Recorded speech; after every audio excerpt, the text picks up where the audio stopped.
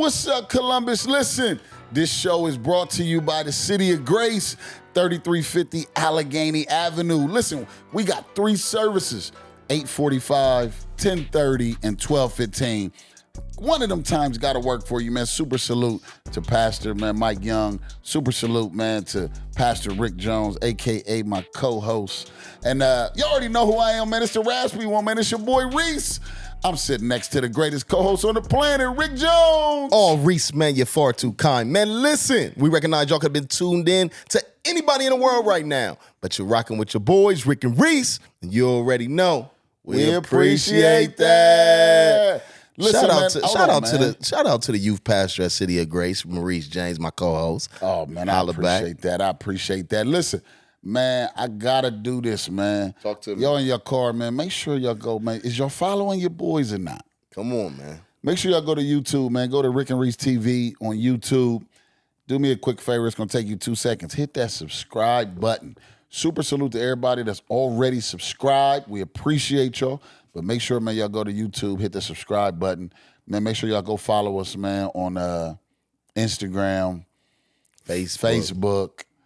You know, we got to step outside our comfort zone, man, for TikTok. Yes, sir. You know what I mean? But make sure y'all go follow us, man, on social media. Rick and Reese Media Group on Facebook, Rick and Reese on Instagram, and make sure y'all go to Rick and Reese TV on YouTube. And that way y'all can stay abreast, man, of the latest. Yes, sir. That's going on with Rick and Reese. We got a lot of stuff coming through the pipeline. But today, you know, while you sitting there, man, just enjoying your car ride, man, windows down, breeze hitting you, or you might have your windows up, man, with your AC on, man, we're going to just talk a little faith if we allowed to. Yeah, we can talk about faith. Yeah, you know what I mean? I just wanted to touch, man, if we could, I just wanted to touch on faith just a little bit, man, because, you know, I think that, man, we've experienced, man, a lot of changes, right, in our walk. Yeah. From the time we started. Okay. Babes. Yes, sir. In Christ, you know what I mean? I remember we had an apartment together, you know, back then. I think we was probably like early 20s, 24, 23, 24. Yeah. And, man, we was in Fresh there. out of college. Fresh out of college. We was in there on fire. Yeah. You know what I mean? We was talking about one day we was going to be preaching the gospel, and we was in there trying to figure it all out, diving into the Bible, trying to figure out how to study it, right. how to prepare messages, just all this stuff that we was doing, man, and we talked about back then. And, man, when I look now, obviously at the age of 45, you're talking about 20 years later. Yeah. Man, it all came to fruition. Right. It all manifested. Yes, sir. We didn't know it was going to be to this magnitude. We wasn't saying we was going to be pastors and youth pastors. We just wanted to preach Jesus. We just was hungry, you know. You know what I mean? I think, you know, we got saved. We wasn't used to being spiritual. We was trying to find that out. And, you know, in the midst of being spiritual or trying to figure it out, we was hungry for his word. And I think us being hungry caused us to grow, you know. So it's a blessing, man, to just, you know, where we at now. You know, you see progress. Anytime you see progress and growth, man, it's just, I love it, man. I love it, man. You know, if we was in the same space where we were when we first got saved, something is wrong. Something would have been wrong. You know what I mean? But to see where we are today, man, is a blessing. And so, man, I think, man, you know, the pocket I'm trying to get to and rest in, man, is I think that it really helped the listeners is, man, it's a journey, right? This walk with Christ is a journey. I think sometimes what's lost in a Sunday to Sunday commitment that you have to the local church, what's lost is everybody seems to be perfect and everybody looks good and everybody has titles. Right. And, you know, you learn the church lingo and you learn, you know what I mean, how to function and flow, just like anywhere else. You go to a new job, it's new until you learn the lay of the land. Right. And then once you learn the lay of the land, you can do it in your sleep. And I think church attendance on a Sunday in a local church is the same way.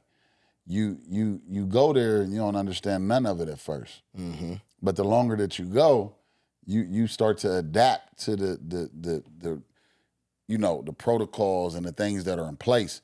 But in all honesty, you know, man, this is a journey.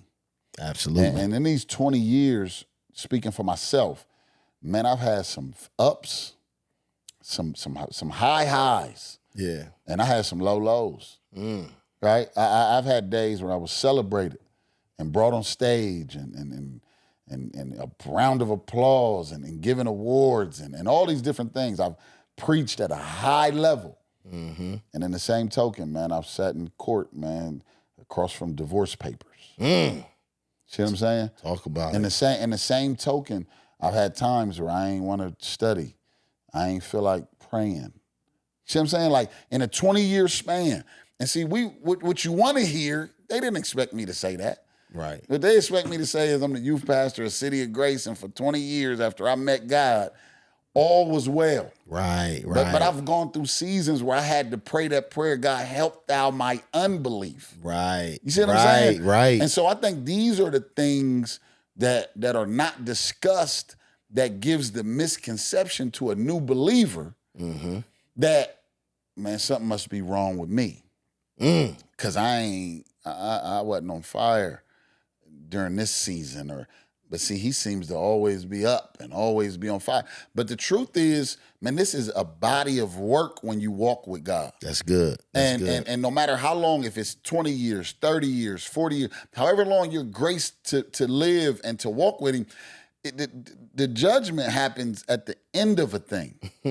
See, people judge you moment to moment. God is going to judge the end of a body thing of work. when we get to the end of a thing. So that's why his grace is sufficient when you blew it in year 2. But you was able to bounce back in year 3 and continue to go forward. And then you blew it in year 7.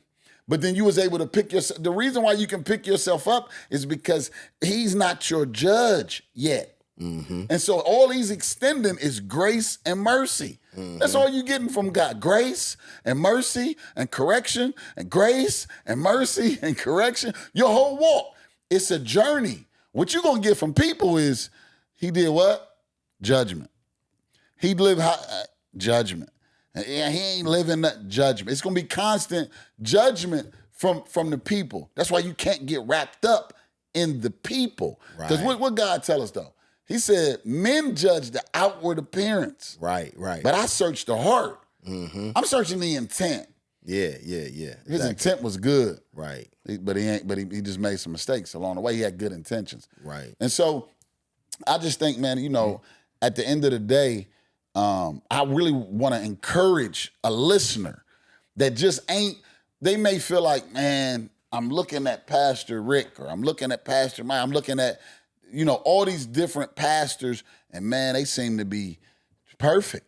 And so this ain't working for me. I ain't living. But what I want you to understand is it ain't perfect for nobody. Right. And everybody has their own issues, shortcomings. Paul, the great apostle who wrote most of the New Testament, was navigating through the challenges that he shared with the reader. Right, exactly. And this is Paul. See, man, you know what, Reese, man? I love the Bible because the Bible never camouflage the characters' failures. It talks about David. He was a man after God's own heart. But then it talks about David's adultery. You see what I'm saying? So the Bible never really camouflaged their failures or their shortcomings. So that's what I love about it. And you said something so key. You said people get wrapped up in the people in the building, right? I believe that's why we have church hurt, because people get wrapped up in the people that's on the platforms and the people that's playing the instruments or the leader or something like that. So we get wrapped up in that. And then when we see a flaw or a shortcoming and we look at that and then we become, I got church hurt. You know what I mean? It's like really like false perception. I think I had a false perception of the people in church when I first got exposed to church, right? I was young. I wasn't really a part of the church. I wasn't really saved, but I went to church, right? And I saw people in the choir stand, and they had robes on. And I looked at them as if they were different than me because they looked holy, and they were singing unto God. And here I am, a wretch undone, a savage, knowing what I was doing out here. I just was going with my aunt. I was going with my family. They had a baby dedication or something like that. But when I look up there, I look like, man, I'm not like them. I looked at them like they were holy. But then when I got saved, when I got immersed in the community of Christians and believers, I've seen things and I've saw things that I couldn't believe because I looked at this person in a different light, right? I mean, starting with the choir, you know what I mean? Because of the robes. I don't know why. It always stuck up to me. People didn't choir, they had the robes on. But then when I seen and heard things that they were doing, I was shocked because I didn't really know scripture, right? And I didn't know about grace and mercy and, we in this human condition. And I didn't know the flesh, the spirit, battling against the flesh. And I didn't know none of this stuff, right? So my little faith was kind of hurt because I was looking at this person like they was, and on this level, and really, they really wasn't, right? So I didn't have a good understanding. I didn't have a correct perspective. And I think, thank God that I survived that and I began to grow and learn and I understood, you know what I mean? So now I can identify. I even minister grace. I even minister mercy, you know what I mean? Reconciliation, those that are spiritual, restore such a one in the spirit of meekness. So I minister that. But man, we get caught up sometimes, in the people, and it causes some people to be to have church hurt. You know what I mean? So, And see, you say that like you talk about church hurt, and obviously, man, that's a term that has become popular in the culture, right? In kingdom culture, that a lot of people, I'm at this church now because I got church hurt and this and that, and truthfully, we know the Bible says much is given, much is required, and people that are functioning, on the pulpit, man, you do need to try to the best of your ability, man, to conduct yourself in a manner that's, exemplifies what, the Bible is saying for somebody that's walking in that office.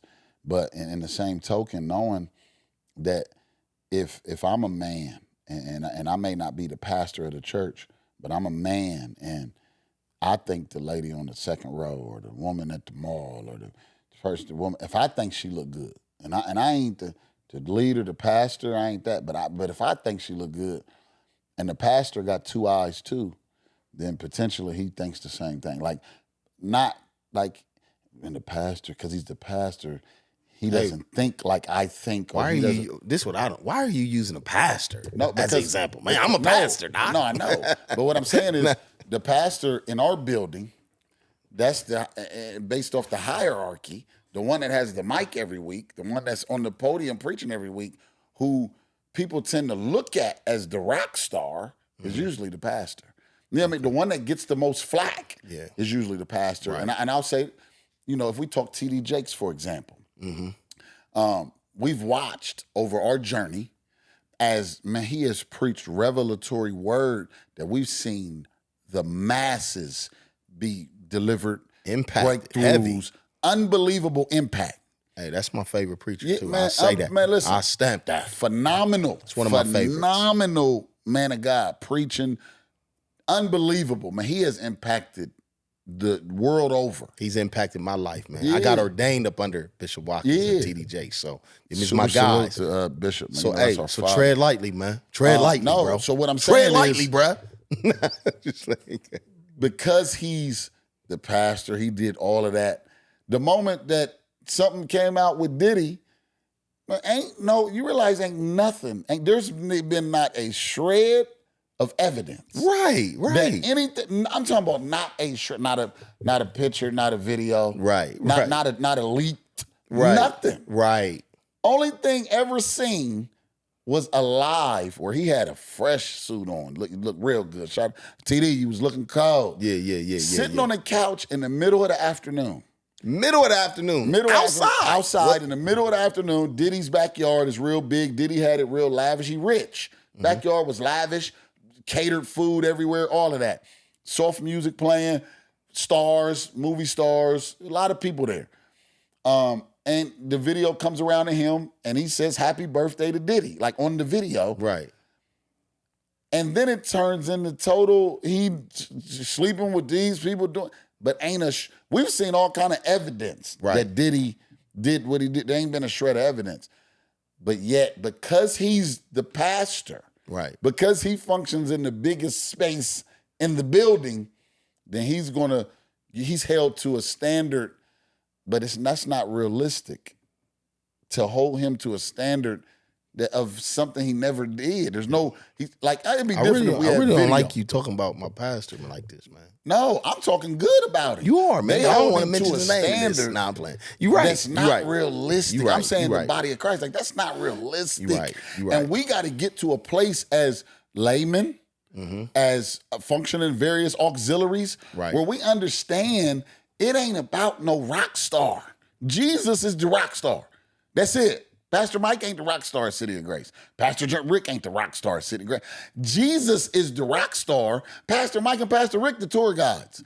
And all they doing is if we go to the zoo and we took a tour of the zoo, when do we ever praise the tour guide? We talking about the creator who created all this nice stuff. The tour guide didn't. Right. We just appreciate the tour guide for being the one that has enough knowledge, more than what we got, to take us around the facility. But we don't leave talking about, man, that tour guide, I want to be just like him. We talk about the owner of the zoo. I want to be like the owner. It's the same way in the gospel. We got to stop holding these men of God to a standard that then makes you be devastated because something is said about them. We got to hold God to this. Listen, God is the standard, and everybody else is subject to fall, subject to mistake, subject to issues and problems. And we as the church have to learn that I don't care if it's the pastor that fall, the praise and the worship leader fall, the deacon fall, the deaconess, the layman. We have to learn to restore them, not sit around the table killing them, not sitting around on the phone gossiping about them, not posting on social media about them. We have to restore such a one with the spirit of meekness, considering ourselves, because that's scripture. Right. It ain't scripture to sit around and be like, you ain't gonna never believe who did this and they did that. I already knew they wasn't living nothing. If you knew they wasn't living nothing, why you ain't go? Have you been praying for them? Right. Why didn't you go and try to, with love, try to pour into them? Or, you see what I'm saying? Yeah, absolutely. But we just got to understand this thing is a journey. Yeah. And you got to move with grace and mercy because your day coming. You think TD, I don't care if TD is innocent or guilty, he's still in the court of public opinion, and they saying he could be totally innocent, but they already judged him and did all that. So I don't care how big you get, your day coming, and you're gonna need people to have grace. So you got to be able to extend that along your way. Man, we a family, man, and we got to walk accordingly, and we got to unify as a church. There's strength in unity. And we can't be divided. So when we see one of our brothers fall or we see somebody get hurt or something, I think we need to huddle around our very own. I look at the police officers, man, and I don't know exact code, but when a police officer gets shot, right, they get on their walkie-talkies, man down, and you hear sirens. And other police officers, they're coming to the aid of that police officer that got shot, and they're protecting, and they're trying to see and treat him with care. That's how we need to be in the gospel. When one of our brothers or one of us, especially somebody of high influence, something happens, it ain't time for us as believers, it ain't time for us as pastors, deacons, whatever it may be, to point fingers, laugh, and happy on the inside that thing happened to them. No, that's not how we do this in the kingdom. We got to come to their aid. We got to lift their arms up and say, you know what, I'm standing with you. Because the truth of the matter is, we all human. We're subject to this fleshly and human condition, right? But we got to understand and have an understanding that it's important that we, the church, got to stand united with one accord, right? And come to each other's aid. So if my brother fall, if my brother is caught up in something, my sister is caught up in something, it ain't time for us, bruh, to sit around and talk about what they done and what they're going to do. We got to come together and huddle and over one another. And one more thing, Reese, I'm going to say this. When I see other believers, Christians, say the term like, man, these church folks, or man, they're talking about it as if they're not a part of the fold. But baby, I seen you go to church. I seen you do this thing. But they always want to point the finger. So, man, if you're a part of the church, be a part of the church. Because when he fall, we fall. You see what I'm saying? When he's strong, we strong. We one body, baby. I got one of my young boys, you know what I mean? I've been dealing with him, man, for years. You know, he like family to me. He just, you know, got himself into, you know, he made some choices, and so he got to go lay it down for a minute. You know what I mean? So he had to turn himself in, you know, about a week ago.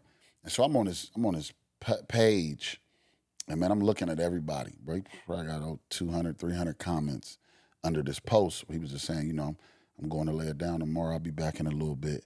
You know what I mean? And man, everybody under that post. Now, he ain't living a godly life. He living a life of sin. Okay. Everybody under that post is like, man, it's light. It's light work for you. Go knock that out. You'll be home soon. Free you. Free, you know what I mean? Yeah. Oh, man, you got this. Right. Now, he did wrong. Right. And he's on his way Talk to about prison. It. Yes. And everybody under the caption wasn't saying, man, you going to jail. Ain't nobody condoning this. We're not endorsing that. Instead, they all was like, is this what the world do? Yeah. They all was like, man, you got this. They're encouraging him. You going to make it out, man, until you'll be back home by tomorrow. Mm-hmm. But yet, in the church, we see somebody fall. Right. We got to do the same. All they doing is he don't want to go to prison. Right. They trying to restore him on his way in. They encouraging him that it's going to be okay. We're going to be here for you. We're going to hold you down. It's the same thing we got to do. When somebody make a mistake in the gospel, we got to do the same thing. Listen, you fail, but you ain't the first one. And you're going to get back up, and you're going to be better than you ever been. You're going to be wiser because of this mistake. You're going to grow because of this mistake. Hey, God's grace is sufficient. We got to encourage that man or that woman so that they can get back up. Because why in the world don't you want to see them back on a post and doing what they was doing? You was loving them before they made the mistake. Right. You was loving Jakes before they made the mistake. Why you don't want to see him back in that rare form? Right. Something wrong with that. Right, If you don't want to see, yes, he blew it. So-and-so slept with so-and-so's wife. Man, that is terrible. They got to deal with the consequences of that. Right. That might lead to divorce. It might lead to whatever. We're not saying that the consequences may come. Yeah. But I still want the same one I believe God called. I still want to see him used again. Right. But we don't, in the church, it's over for him. Right. We cancel culture in the church. In the church where grace is needed. And you smoking a blunt, sipping a 40, just left the club while on the phone judging the one that fell with the other woman. Right. You know how he fell. You can understand how he fell. Right. Because you failed. We just don't know about it. Right. You cheated. We just never found out about it. Right. You had the abortion, or you hit the blunt, or you did these things, but because we ain't never find out. Right. Then you can still stand 10 toes. But we just got to learn how to move, man, with grace and mercy concerning every believer. I'm not talking titles. Yeah. Talking believers. I'm talking the body. Hey, we can't have more love in the streets than we do in the church. Yeah, it's unbelievable. We can't have that. You know what I mean? So we gotta unify, man. But I wanted to ask you something, Reese, because you've been over there preaching about this stuff pretty passionately, for real. Is there something I need to know about? Did you fall lately? Man, listen, I just got up. You see the skids on my knees? Hey, man, listen, I don't know what I'm seeing in the spirit. I don't know what I'm discerning on you. But the way you just preached that and ministered to these listeners, did you fall? Is it about to come out? Nah, I'm going to tell you, man, for me, I can preach it, man, and minister it effectively because, man, I done been up and then fell and got up and then fell and got up. Like, I've lived that, and I ain't never going, and it's just me. Like, and you know me. Right. Like, see, I ain't never going to pretend I didn't. That ain't even my thing. Like, and then you just have to do with that whatever you will. But I know the Bible told me, the one I read, that we're overcome by the word of our testimony and the blood of the Lamb. Yes, sir. See, when I tell my testimony, when I share that, it may be some that want to, but what gets me over is, see, I love that he said the testimony, but then he followed it up by saying the blood. Man, that's it, bro. Hey, that's it. The blood. So it don't matter come on what now. my issue was. Right. When I shared the testimony of how I fell and got up, you want to judge the act. That's good. And depending on what it was, if I say I Right. smoked, you probably forgive me. Yeah. If I say I drank, you'll forget that. If I say I cheated on my wife, you ain't forgiven. Like we know the sins that we deem in society as the Right. ones that are Right. unforgivable. Right. But what I love about God is he don't look and measure them in tears. Right. What he said is, you're overcome by the word of your testimony, whatever it is, and the blood that's going to cover that Come on thing now. Come on. to extend that Come grace on, and that preacher. mercy that's needed. So we got to stop trying to, be a certain thing in the eye of the pastor. You want to be a certain thing in the eye of, and start trying to be what you need to be in the eye of Christ. That's it. That's and what good. he called you to be and what he called you to do. We good. just put so much Right. on people, Right. and we care so much about the notoriety or the space I'm in or the title I have in You know a what? building that we're only in for 2 hours, 1 day a week. That's real, bro. You know, man, I heard something so powerful, man, and I got to say this, man. And I'm so happy that we were raised up under Bishop Sherman that's walking. Shout out to my spiritual father. Love And I Bishop. thank God, man. I've learned grace and mercy under him and the way he ministered so graciously, right? But he once told me, man, and this is just a blessing for real. It was a guy that was struggling. His church was struggling. You know, he was righteous, man, but he was like just pounding on the people, preaching condemnation. He had no understanding. He was living real good. But see, he failed. He made a mistake. And he understood what it was to need God's grace and his mercy and forgiveness. So it wasn't until then his church started growing because he was ministering from a place, right, of experience. He started ministering grace instead of judgmental and damning people to hell and all of these things. And then his church started thriving and growing because he was more relatable. You see what I'm saying? So the wisdom in that, man, and I ain't condoning different things, but, man, you got to have grace and mercy. Yeah, man. There y'all have it, man. You already know. This show is brought to you by City of Grace, 3350 Allegheny Avenue. Charisma Make sure culture. y'all rock with your boys. 845, 1030, or 1215. One of them services got to fit for you, man. It's your boys, Lego.